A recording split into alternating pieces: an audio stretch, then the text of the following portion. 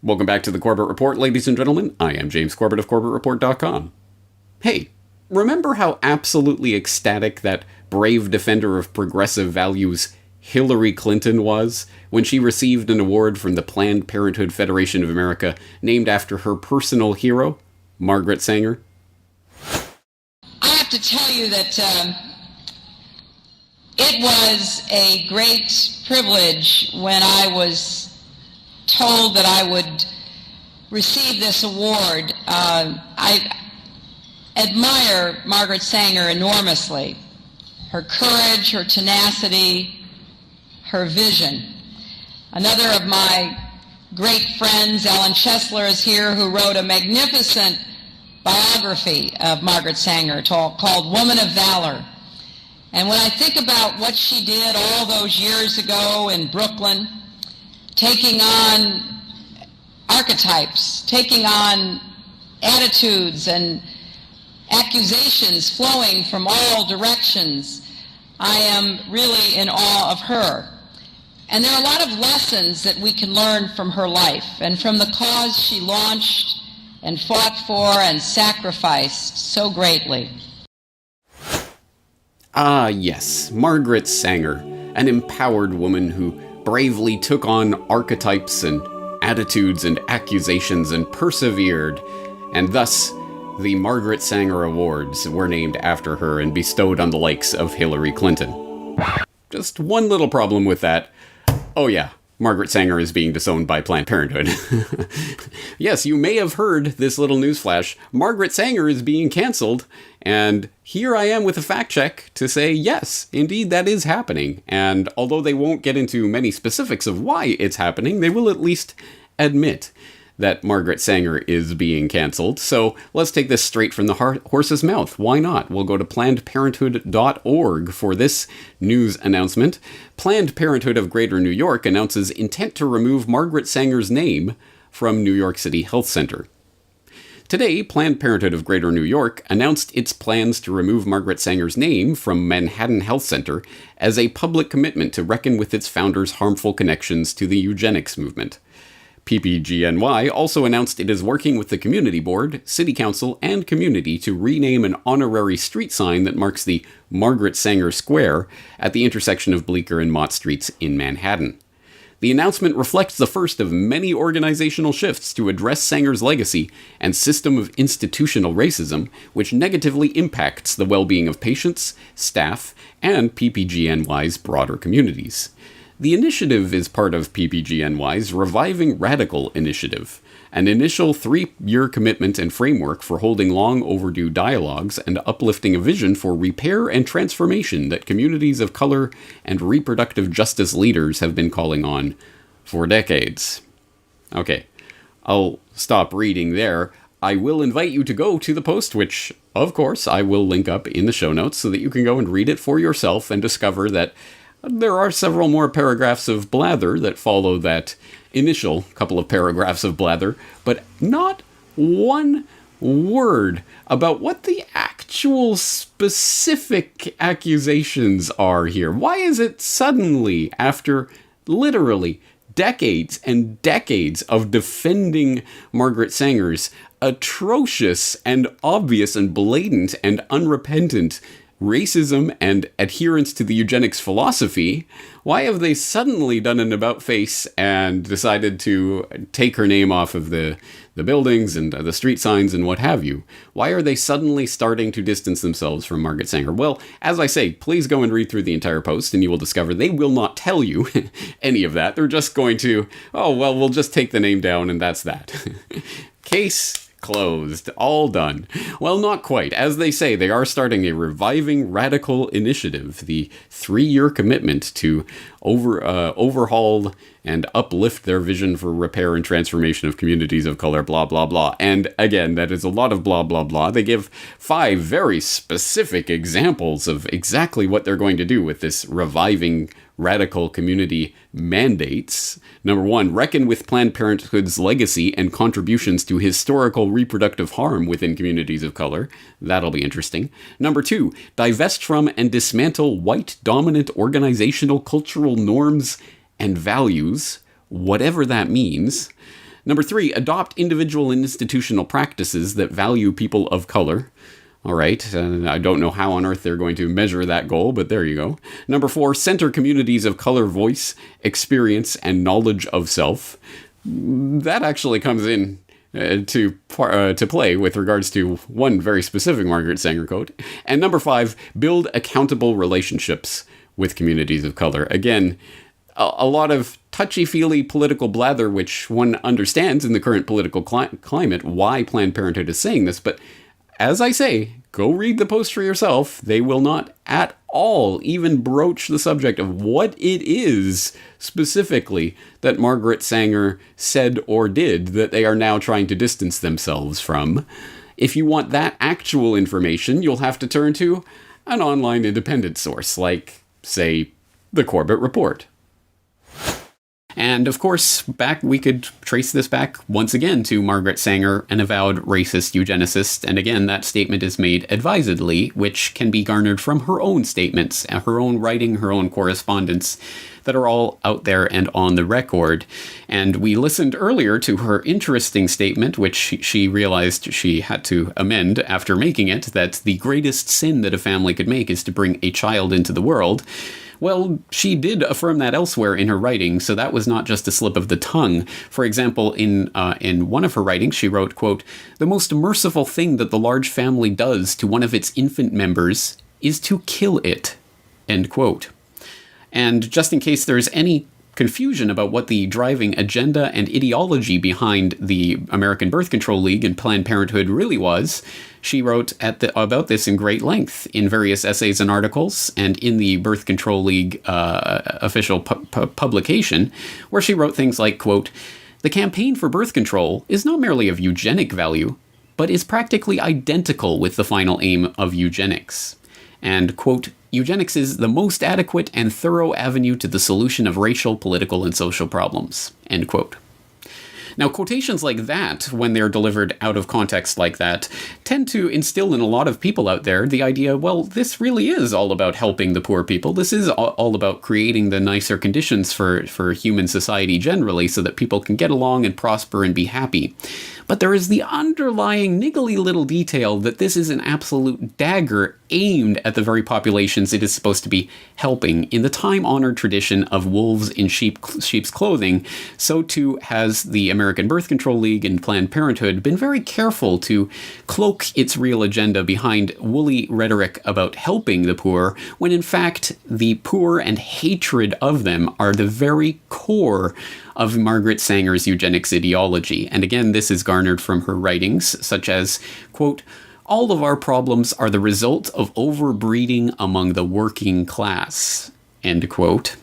And, quote, "It now remains for the U.S. government to set a sensible example to the world by offering a bonus or yearly pension to all of obviously unfit parents who allow themselves to be sterilized by harmless and scientific means.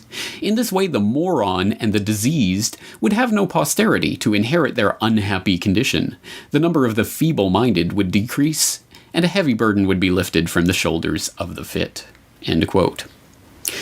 Now, again, there doesn't have to be much speculation about who she was talking about when she talked about the morons and the unhappy offspring of these diseased and feeble-minded people, because she did, in great detail and at many different occasions, outline exactly who she was talking about, namely the members of that working class that the liberal left intelligentsia of today seem to think that they're helping with things like Planned Parenthood, and more specifically that subset of the working class who happens to be non-white, which is not an incidental part of this. In fact, in the 1930s, Margaret Sanger and her American Birth Control League cronies were working on something called the Negro Project, which was self-admittedly designed to exterminate the Negro population.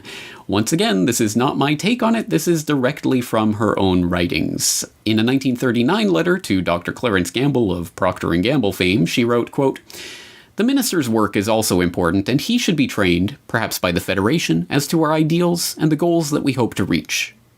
We do not want word to go out that we want to exterminate the Negro population, and the minister is the man who can straighten out that idea if it ever occurs to any of their more rebellious members," end quote. Margaret Sanger was a rabid, racist eugenicist who hungered for the extermination of the Negro population and of the working class generally as her solution to the ills of society. This was driven by a racist and unscientific eugenics philosophy which has been completely discredited scientifically and in every other aspect, but which was wildly popular in her time amongst the, well, extremely rich and extremely powerful individuals of society. So again, once again, for all of those people out there who like to think that they're part of the inside club, and yeah, there are too many people in this planet, and there are too many working class and feeble-minded people who are breeding, that's why me and my type should be allowed to breed more. Well, here's a hint for you. In the eyes of people like Margaret Sanger, unless your last name happens to be a Wells or a Huxley or a Rockefeller or a Rothschild or a Morgan or something along those lines, you're probably not part of the club that she wants to help foster and help to propagate into the next generation. Oh yes, all of those quotations are real, and you can go look them up for yourself. I'll even include a link to the scan of that actual letter, the infamous 1939 letter that Sanger wrote to Dr. C.J. Gamble, in which she announced the Negro Project. We don't want word to go out that our aim is to exterminate the Negro population. You can go read that for yourself online and verify it, that all of those quotations are true and accurate. And yes, this is not news to anyone, for example, in the Corbett Report audience, as what you have just watched is a clip from episode 271 of the Corbett Report podcast on Planned Parenthood Exposed. No, Sanger's risible, contemptible views are only news to people trapped in mainstream land who receive their allowable opinion from the arbiters of woke culture as defined in the current moment. So, for example, if you turn to that bastion of truthiness, the place that will tell you what is true and what is false, Snopes, you will find that you don't have to dig very deep in the Internet archives to see sites like Snopes sticking their neck out and defending Sanger against these crazy conspiracy theorists and their charges of racism and other contemptible eugenical views that were held by the likes of Sanger. For example, we can turn way back in the mists of time to 2015, when Snopes set the record straight. Does a photograph show Planned Parenthood's founder at a KKK rally? And in typical fact-checker fashion, if you don't know how this works, please do see, for example, my previous fact-check on Bill Gates and vaccines, or the recent episode on who will fact-check the fact-checkers. But in typical fact-checking fashion, they take an example. They take, in this case, a photograph of Margaret Sanger at a KKK rally and say, look guys, this is a photoshopped photo. This is not an actual photo of Margaret Sanger attending a KKK rally.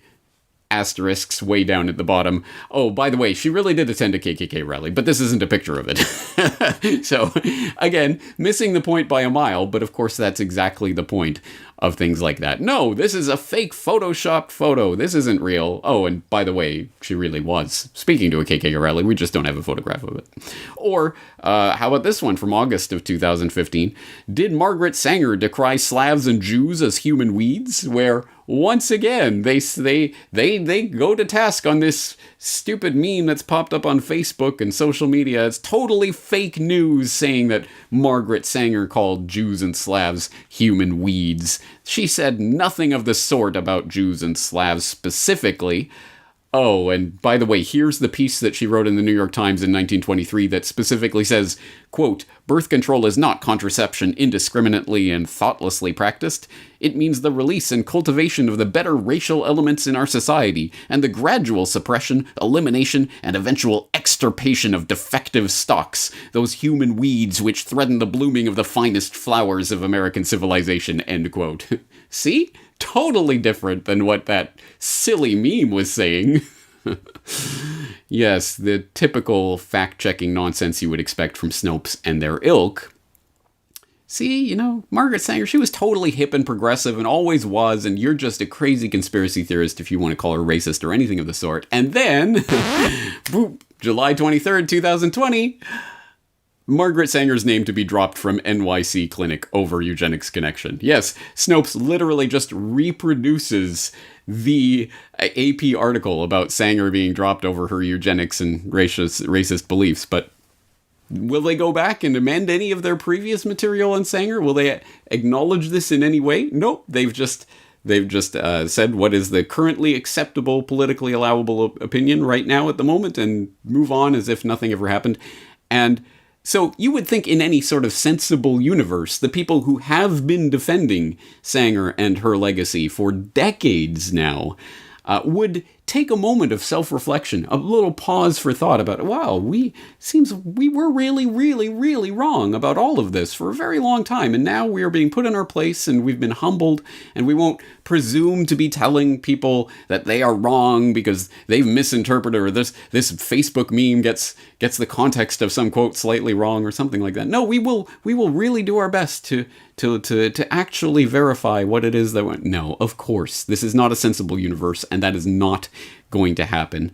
The organizations and the journalists and everyone else that have been defending Sanger for all this time will simply now join in on the acceptable, politically correct slogans of the moment. Black Lives Matter, or whatever it is we're supposed to say. They will say those words, and they assure themselves that they are part of the cool kids club and that they're woke, and that'll be that. And there will be no pretzel knot twisting to try to justify previous behavior. There will be no amendments or anything. They'll just simply move on as if they've always believed this. And you'd be crazy if you didn't.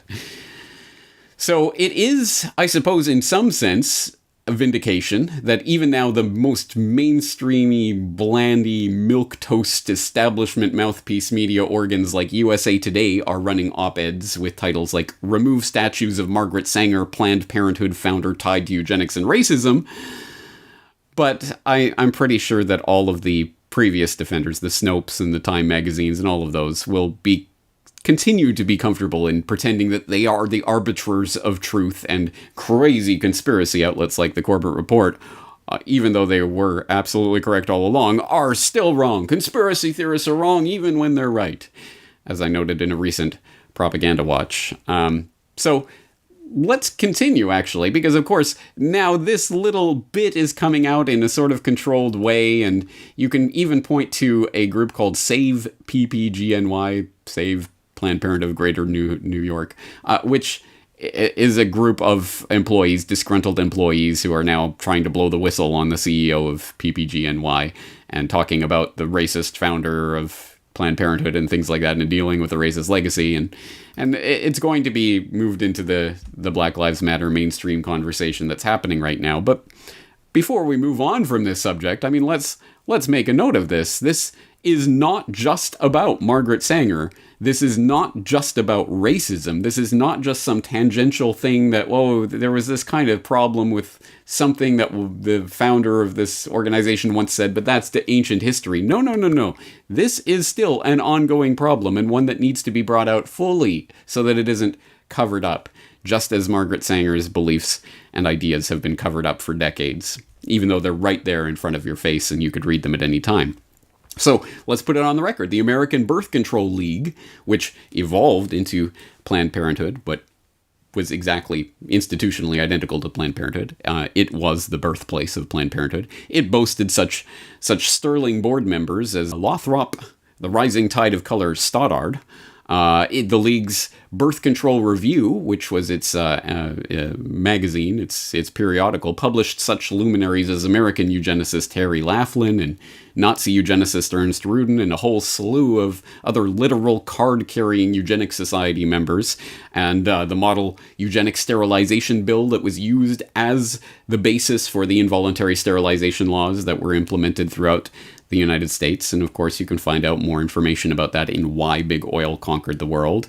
And it's not like any of this actually changed when the name was changed from the American Birth Control League into Planned Parenthood. No, everything continued exactly as before, including the actual literal card-carrying eugenicists who sat on its board. One issue that really grabbed me as urgent were issues related to population, reproductive health. But did you come to reproductive issues as an intellectual? When I was growing up, my parents were always involved in various volunteer things. My dad was head of Planned Parenthood, and it was very controversial to be involved with that. So the question remains, is Bill Gates motivated by eugenics? Given that eugenics went underground over half a century ago, we are unlikely ever to unearth a frank admission along those lines from Gates himself. After all, there are no longer any card-carrying members of the American Eugenics Society. The society was rebranded in the 1970s when, as the society's founder noted, it became evident that changes of a eugenic nature would be made for reasons other than eugenics, and that tying a eugenic label on them would more often hinder than help their adoption. But there was an American Eugenics Society in the 1920s, and it just so happened to boast a William H. Gates on its member roster. But perhaps that is just a coincidence. And there was an American Eugenics Society in the 1960s, when William H. Gates II was preceded as head of Planned Parenthood by Alan Guttmacher, who simultaneously served as the director of the American Eugenics Society. And perhaps it was coincidence that the Bill and Melinda Gates Foundation organized their London Summit on Family Planning, at which the Gates recommitted themselves to funding population control in the Third World, in July 2012. On the anniversary of the first International Eugenics Congress, held in London exactly 100 years prior. Yes, the eugenics ideology is still around today, and it is still guiding the thoughts, deeds, and actions of the billionaires and their ilk who presume to run the world. And yes, you can still find, well, if not literal card-carrying eugenicists, certainly adherents to those ideas amongst the jet-setting international organization class, like, I would posit, the Gates. Obviously, that is a clip from Who is Bill Gates, and obviously you can go back to the transcript for more information and links to more sources on that. I would also, on this note, I would highly recommend Why Big Oil Conquered the World to talk more about the history of eugenics and what it really, where it came from, how it was pushed by the Rockefellers and their ilk, and where it is going in the future towards transhumanism and technocracy, because that is ultimately where we are being pushed societally, and being pushed specifically by the people who have 10-digit, 11-digit, 12-digit bank accounts. Unless you are part of that club, unless you are part of those family lines, unless your last name is a Rockefeller or a Gates or a Rothschild or an Astor or something along those lines, you are not part of the club. So to all the racists in the audience who, well, we do have to get rid of the black weeds or the colored people, or in the case there is anyone of that ilk in my audience, and I can't imagine why there would be, but in case there are, hey, guess what? They're coming for you too. It is not about race. It is about the 99.9999% of all of us versus the 0.00001% of the elite, so-called the elitists, more to the point, who would presume to rule over humanity and ultimately eliminate humanity through sterilization of various means, voluntary or not. And oh, wouldn't you know it, shock! I mean, we've been telling you all these decades to worry about overpopulation. There's too many people, but now shocking headlines, there's an incredible plummeting fertility rate throughout the world, and the human population is going to start shrinking rapidly towards the end of this century. Who would have thought it? Wow, I wonder how that happened. So yes, eugenics is still around. It is still very, very much a guiding determinant philosophy for the would-be rulers of humanity. And as Andrew Hoffman put it, I think quite succinctly and quite correctly in the most recent edition of Revelations Radio News podcast, he said, there is no institutional racism without the guiding ideology of eugenics. So I would hope that if nothing else, this current climate, the political climate of wokeness and Black Lives Matter and all of this would at least start to hone in on and uncover some more of this deeper agenda, rather than just looking for buzzwords and looking for trite, meaningless blather about reviving communities and all of that that's completely meaningless and will not be measured or measurable in any meaningful way. Instead, if we were looking to actual, real guiding ideology, where it comes from and what it aims at, well, then perhaps this current political climate could actually have some positive effects. I am not holding my breath for that to appear in the pages of USA Today or Time Magazine or on the website of Snopes, but we will see if we can push it through here in the independent media. Anyway, as I say, there's a lot of information to go through today, a lot of sources that people will need to check into, and I encourage them to do so at corbettreport.com. That's going to do it for today. James Corbett, corbettreport.com.